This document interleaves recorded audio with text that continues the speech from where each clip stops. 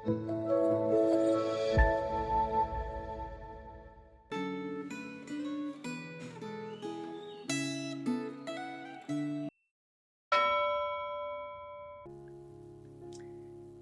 jemaat kasih dalam Tuhan, renungan Gema hari ini 23 April 2026 berjudul Jangan Meremehkan Kekudusan Tuhan, yang terambil dari 1 Tawarik pasal yang ke-13.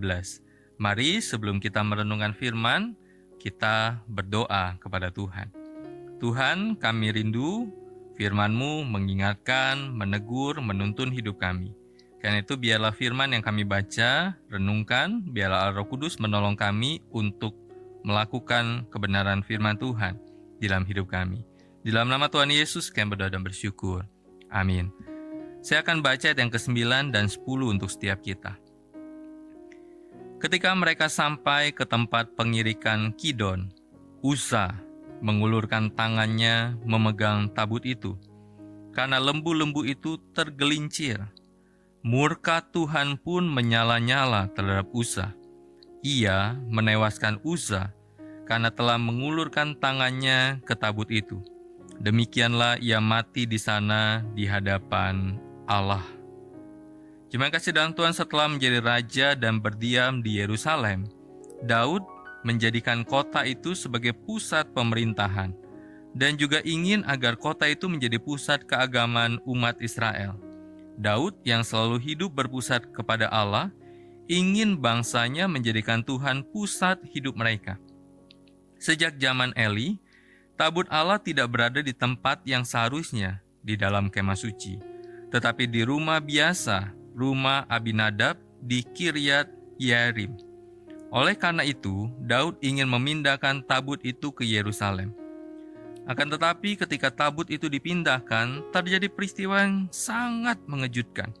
Uza yang mengawal tabut di samping pedati dibunuh Tuhan karena ia menyentuh tabut itu.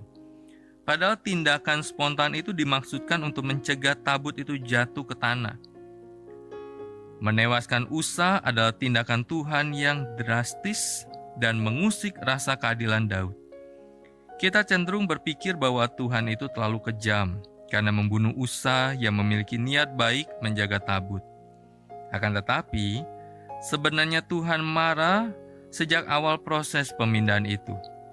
Tabut tidak boleh diangkut dengan pedati, tetapi hanya boleh diangkut di atas bahu para imam dan dibawa dengan berjalan kaki.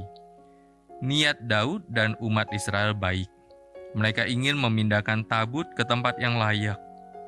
Daud menyediakan pedati yang baru yang belum pernah digunakan untuk maksud lain.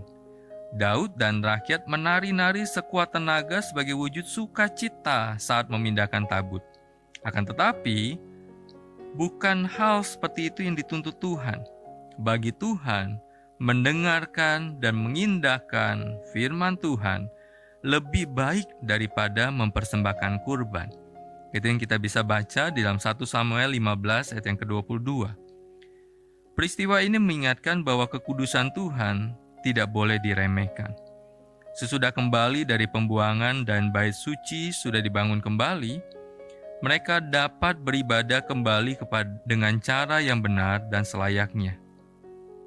Kegagalan pemindahan tabut mengingatkan umat Tuhan bahwa niat beribadah harus disertai penghargaan terhadap kekudusan Tuhan.